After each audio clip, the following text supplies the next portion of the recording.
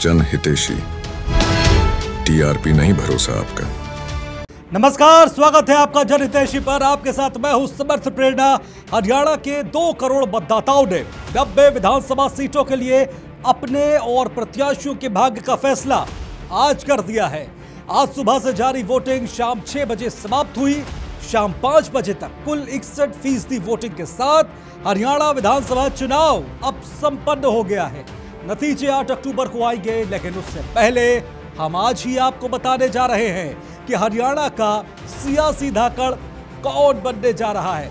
जी हां, चुनावी सर्वे की दुनिया में अपनी खास पहचान बना चुके पीपल्स पल्स और जन हितैषी के एग्जिट पोल में हम आज आपको बताएंगे कि हरियाणा में अगली सरकार किसकी बनने जा रही है। बिना समय जाया करें, चलिए एग्जिट पोल के आंकड़े देखते हैं इस रिपोर्ट में।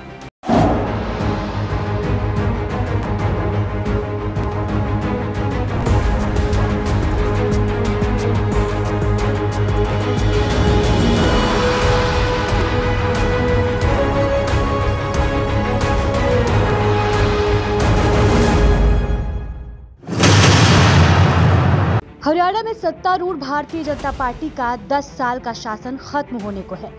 सभी संकेतों से ऐसा लग रहा है कि 8 अक्टूबर 2024 के बाद हरियाणा में कांग्रेस की सरकार बन सकती है। 90 सदस्यीय हरियाणा विधानसभा में कांग्रेस 46 का आंकड़ा पार करने के लिए पूरी तरह तैयार है। ऐसे में पीपुल्स पल्स द्वारा किए गए सर्वे से ये पता चलता है कि हरियाणा में आगामी विधानसभा चुनाव में कांग्रेस पार्टी की जीत होगी। वहीं इन नतीजों से भी साफ जाहिर है कि हरियाणा की राजनीति में अहम भूमिका निभाने वाली इनेलो यानी कि इंडियन नेशनल लोकदल और जेजेपी यानी कि जननायक जनता पार्टी जैसी पार्टियां अपनी पकड़ खोती हुई दिख रही हैं। कई कारण ऐसे हैं जो इन चुनावों में भाजपा के खिलाफ जा रहे हैं, जिसमें 2 महत्वपूर्ण कारण किसान और युवा है, साथ ही पहलवानों का एक समुदाय भी। वहीं अगर कांग्रेस के प्लस पॉइंट की बात करें तो कांग्रेस को कई अन्य छोटे समुदायों के अलावा जाटों और दलितों का भी समर्थन मिल रहा है। ऐसे में कांग्रेस को 45% वोट शेयर मिलने की उम्मीद है, जबकि भाजपा को लगभग 38%, इनेलो बसपा को 5.2%, आप को 1%, जेजेपी को 1% से भी कम और अन्य को 7 से 8% वोट शेयर मिलने की उम्मीद है। नूंह जिले को छोड़कर भाजपा फरीदाबाद अहिरवाल क्षेत्र और जीटी रोड बेल्ट पर पड़ने वाले करनाल पानीपत क्षेत्र में अपनी पकड़ बनाए हुए है, जबकि कांग्रेस हिसार अंबाला रोहतक क्षेत्रों में बढ़त हासिल करती दिख रही है। सर्वे के अनुसार जेजेपी ने आम मतदाताओं का विश्वास खो दिया है और जाटों द्वारा उनके पक्ष में मतदान करने की संभावना बहुत कम है। इनेलो बसपा गठबंधन ने वापसी की है और वोट शेयर में तीसरा सबसे बड़ा लाभ पाने वाला दल बनने की संभावना है, लेकिन सीटों के मामले में उन्हें 1 से 3 सीटों से ही संतोष करना पड़ सकता है। इसके अलावा आम आदमी पार्टी को एक भी सीट मिलने की संभावना नहीं है। हालांकि कई सीटों पर निर्दलीय उम्मीदवारों के जीतने की भी संभावना है। ऐसी ही एक सीट हिसार है, जहां भाजपा की बागी और निर्दलीय उम्मीदवार सावित्री जिंदल निर्णायक बढ़त बनाए हुए हैं। यही हाल पुंडरी का भी है, जहां कांग्रेस के बागी और निर्दलीय सतवीर भाना सभी उम्मीदवारों से आगे चल रहे हैं। मुख्यमंत्री पद को लेकर भूपेंद्र सिंह हुड्डा जनता की पसंद है। वहीं कुमारी सैलजा की लोकप्रियता न केवल दलित मतदाताओं के बीच बल्कि हिसार सिरसा क्षेत्र में भी सभी पार्टियों के बीच बढ़ी है।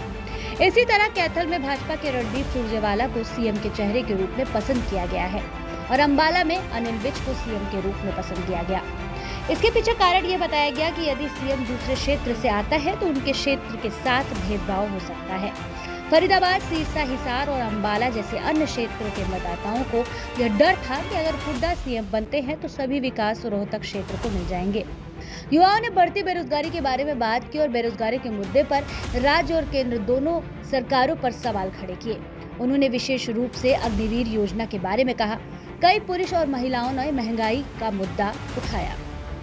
महिला मतदाता इस बार महंगाई, बेरोजगारी, सत्ता विरोधी भावना जैसे मुद्दों ने महिलाओं को प्रभावित किया है। इसी वजह से महिला मतदाता कांग्रेस की ओर थोड़ा ज्यादा झुकी हुई हैं। युवा मतदाताओं का खास मुद्दा नौकरियां हैं, जिसको लेकर वह सरकार की आलोचना करने में काफी मुखर है। ऐसे में इस बार ऐसा हो सकता है कि जातियों, क्षेत्रों, पुरुष महिला से अलग नौकरी चाहने वाले युवाओं का एक छोटा समूह कांग्रेस को वोट देगा।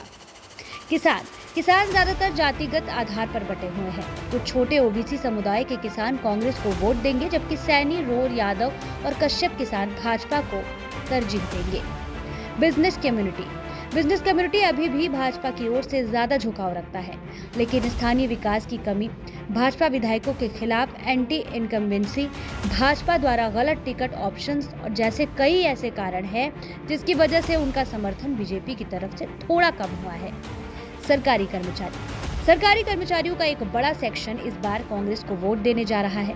भाजपा सरकार के खिलाफ सत्ता विरोधी भावना और पूर्व सीएम मनोहर लाल खट्टर के कामकाज के साथ साथ पेंशन, प्रमोशन जैसी कई चिंताएं उनके कुछ मुख्य कारण हैं।